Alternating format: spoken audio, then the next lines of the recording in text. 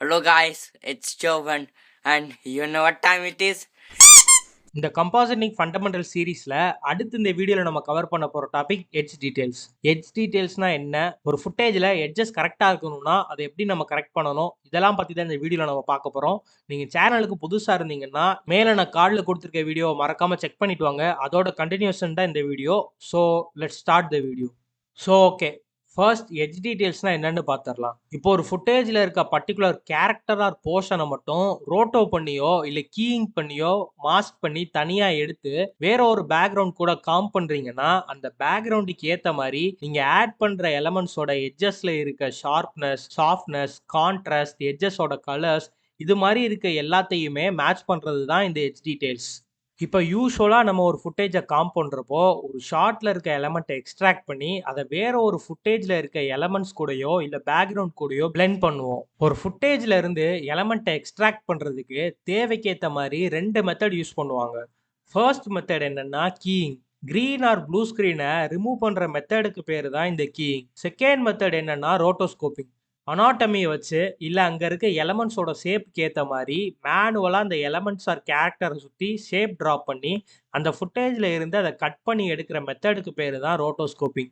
இந்த 2 மெத்தட் பண்ணுறப்போ ரொம்ப ரொம்ப கான்ஷியஸாக ஒரு டீட்டெயில் கூட மிஸ் ஆகாத மாதிரி மாஸ்க் பண்ணி எடுக்கணும். ஏன்னா டீட்டெயிலை மெயின்டைன் பண்ணுறது கம்பாசிட்டிங்கில் ரொம்ப ரொம்ப முக்கியமான விஷயம். அடுத்து இதை பேக்ரவுண்ட் கூட காம் பண்ணுறப்போ நான் ஏற்கனவே சொல்லியிருந்த மாதிரி அந்த எட்ஜஸோட ஷார்ப்னஸ், சாஃப்ட்னஸ், கலர்ஸ் இது எல்லாமே பிளெண்ட் ஆகிருக்கான்னு செக் பண்ணணும். எட்ஜ் டீடைல்ஸில் இன்னொரு முக்கியமான ஒன்று என்னன்னா, இப்போ நீங்கள் ஒரு பிரைட்டான பேக்ரவுண்டில் இருக்க ஷார்ட்ல இருந்து ஒரு கேரக்டர் ஆர் எலமெண்ட்டை நீங்கள் மாஸ்க் பண்ணி எடுக்கிறீங்கன்னா அந்த கேரக்டரோட எட்ஜை ஏற்கனவே லைட்ஸ் அதிகமாக அஃபெக்ட் பண்ணியிருக்கோம். இந்த எக்ஸாம்பிள் பார்த்தீங்கன்னா உங்களுக்கே புரியும். அந்த கேரக்டரோட எட்ஜஸ்க்குள்ள லைட் பாதி உள்ள வந்திருக்கும். இந்த மாதிரி பிரைட்டான பேக்ரவுண்ட்ல இருந்து எடுத்த ஃபுட்டேஜை பிரைட்டான வேற ஒரு பேக்ரவுண்ட்ல காம் பண்றீங்கன்னா பெருசா ஒர்க் இருக்காது. ஆனா அதே டார்க்கான பேக்ரவுண்ட் கூட காம் பண்றீங்கன்னா அந்த எட்ஜஸை நீங்க ரீஸ்டோர் பண்ணா மட்டும்தான் அந்த பேக்ரவுண்ட் கூட பிளெண்ட் ஆகும். இதே தான் நீங்க டார்க் பேக்ரவுண்ட்ல இருந்து மாஸ்க் பண்ணி எடுக்கிற எலமெண்ட்ஸ்க்கும். இந்த எக்ஸாம்பிள் பாருங்க. இந்த சாங் கண்டிப்பா நீங்க எல்லாரும் கேட்டிருப்பீங்க. இந்த ஒர்க் ரொம்பவே நல்லா பண்ணியிருக்காங்க. அவங்களுக்கு எவ்வளோ டைம் இத பண்ண குடுத்துருந்தாங்கன்னு கண்டிப்பா நம்மளுக்கு தெரியாது. அவங்களுக்கு குடுத்த டைம்ல இத பெஸ்ட்டா பண்ணியிருக்காங்க. ஆனா அவங்க அந்த எட்ஜ் டீடைல்ஸ்ல ஃபோக்கஸ் பண்ணாம விட்டுட்டாங்க. ஸோ இந்த ஷாட் பார்த்தீங்கன்னா உங்களுக்கே தெரியும். இந்த 2 கேரக்டர்ஸ டார்க்கான பேக்கிரவுண்ட்ல இருந்து மாஸ்க் பண்ணி எடுத்துட்டு வந்து இந்த பிரைட்டான பேக்கிரவுண்ட் கூட காம்ப் பண்ணியிருக்காங்க. ஸோ இந்த எட்ஜஸ் ரொம்பவே டார்க்கா இருக்கு. அவங்க ஒழுங்கா பிளெண்ட் பண்ணாதனால. ஆக்சுவலா இதுல எட்ஜஸ் கொஞ்சம் சாஃப்ட்டா பேக்கிரவுண்டோட லைட் எட்ஜஸ அஃபெக்ட் பண்ணியிருக்கணும்.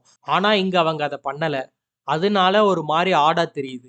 இது நான் அதுல ஒர்க் பண்ண ஆர்டிஸ்ட்ட குறை சொல்லல. அவங்களுக்கு குடுத்த டைம் அண்ட் பட்ஜெட்டுக்கு ஏத்த மாரி இத பண்ணியிருப்பாங்க.